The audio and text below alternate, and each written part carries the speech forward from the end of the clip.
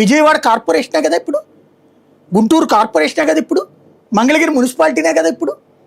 ఎక్కడుంది ఇక్కడ మరి రాజధాని? ఇప్పుడు హైదరాబాద్లో Kukatpally municipality separate, LB Nagar municipality separate, Miyapur municipality separate, ఇట్లుందా? హైటెక్ సిటీ ఏరియా సపరేట్ అని ఏమన్నా ఉందా? అక్కడ మున్సిపాలిటీలు సపరేట్గా ఉన్నాయా? అది మొత్తం కలిపితేనే కదా నగరం, అది మొత్తం కలిపితేనే కదా కార్పొరేషను. జిహెచ్ఎంసీ కదా, గ్రేటర్ హైదరాబాద్ మున్సిపల్ కార్పొరేషన్.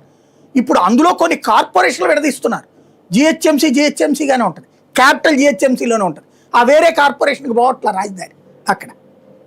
అంటే ఏంటి ఇక్కడ రాజధాని మనకి ఇది అన్నటువంటిది వాళ్ళకి కేవలం కాగితాల మీద రాసుకోపో అని చెప్తున్నారు.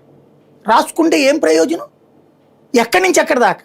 ఇప్పుడు నిజంగా వీళ్ళు రాసిన తీర్మానం కరెక్ట్గా అమలైతే అమరావతి పంచాయతీ ఉంది కదా, అదే రాజధాని అవుతుంది లెక్క ప్రకారం.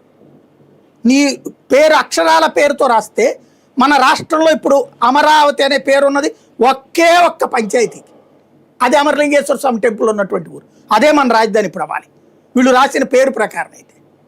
అంతే కదా, నగరం ఎక్కడుంది మరి ఇంకా? పోనీ ఈ రాజధాని చెప్పే 29 గ్రామాలు లేదా బెజవాడ గుంటూరులో అమరావతి లేదే నీ మాస్టర్ ప్లాన్లో, అది సపరేట్గా ఉంది. పోనీ దాన్ని 29 గ్రామాల్లో కలిపినా ఒక అర్థం ఉంటుంది, అమరావతి నగరం దీంట్లో యాడ్ అవుతూ ఉంటుంది లేరా అని చెప్పేసి.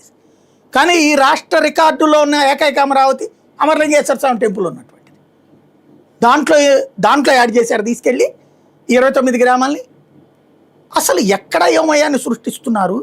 ఎందుకు ఇట్లా చేస్తున్నారు? రాష్ట్ర ప్రయోజనాల కోసమేనా వీళ్ళకున్న అయోమయం ఏంటంటే 29 గ్రామాలు కాకుండా విజయవాడ గుంటూరు